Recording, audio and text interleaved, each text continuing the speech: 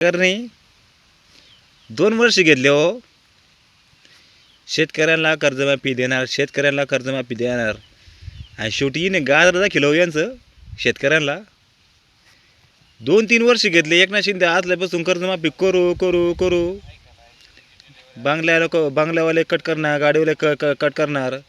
आता ज्यांनी 2019 जो कर्जमाफीचा लाभ घेतले ते लोक पण कट केले आता. आणि काही पांचट बोकाची कर्जमाफी दे तर केलीच कायला तुम्ही.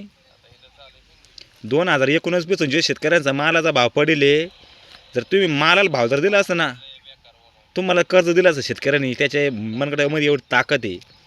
आणि याच्या फुकट्या कर्जमाफी आहे ना, देताच कायला तुम्ही. थुकून चाटलं सरकारनं, या थुकून चाटलं.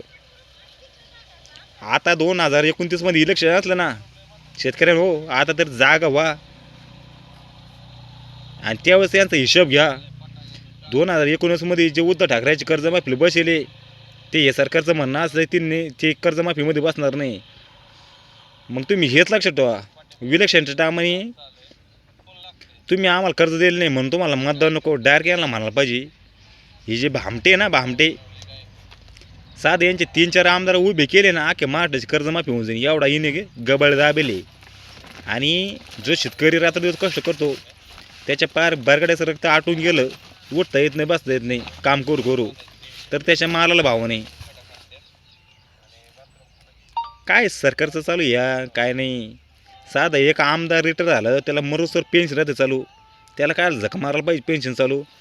तुम्हाला काय द्यायचे पेन्शन तुम्ही शेतकऱ्याला द्या ना, खुश करा ना शेतकऱ्याला. येऊन नाही येतात शेतकऱ्यांचे दिवस. या फोडाफोडीमध्ये तर आमचे शेतकरी पूर्ण बरबाद केले सरकारनं. आजू कबील जाग ये ना आमच्या बी अंधा भक्तांना.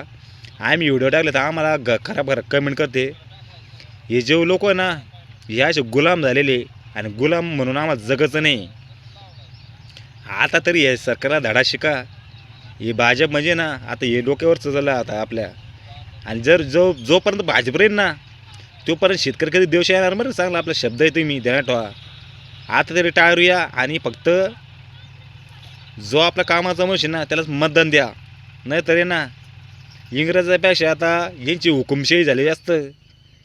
आणि हे जे कर्जमाफी केले ना, हे साहेब भंगर कर्जमाफी गेली. काही शेतकरी बसणार नाही याच्यामध्ये. एखादा शेतकरी 2.5 लाख रुपये ना, ते 2 लाख रुपये भरायची बँकेमध्ये, मग 50चा लाभ घ्यायचा. 50चं व्याज झालं ना, तसं बी तुम्ही 3 वर्ष थापा मारले ना, तर तुम्ही थापा मारल्याचं आज शेतकऱ्यांनी सोनं नाणं गहाण ठेवून कर्ज भरलं असतं. तसं बी तुम्ही करून दिलं नाही ना. तुम्ही खोटं सांगितलं ना कर्जमाफ करू करू करू, आणि ऐन टायमात सांगितलं का तुम्ही कर्ज भरून टाका. हे जे राजकारण चालू नाही यांचं, या राजकारणाला जेवढा खर्च केला ना त्यांनी जाहिरातीला, फोडाफोडीला, त्याच्यामध्ये आमचे सगळ्या शेतकऱ्यांची कर्जमाफी झाली असती. आणि 2019 पासून जो आमच्या मालाचा भाव पडेल ना, तो मालाचा भाव द्या आम्हाला पहिला. आमच्या मालाचा भाव लुटला तुम्ही, खाल्ला कमी किमतीमध्ये खाल्लं, आणि तुमचं थोडं द्यायचं म्हणलं त्याला निकष शिरती आटी, आणि आमचे जे मालाचे भाव ढसळते त्याला जिम्मेदार कोण आहे. आता तर पोट टाळे रे. आता हे जे इलेक्शन लागले 29 मध्ये, याचा हिशोबच होऊन द्या दादा. दूध का दूध, पाणी का पाणी. हा.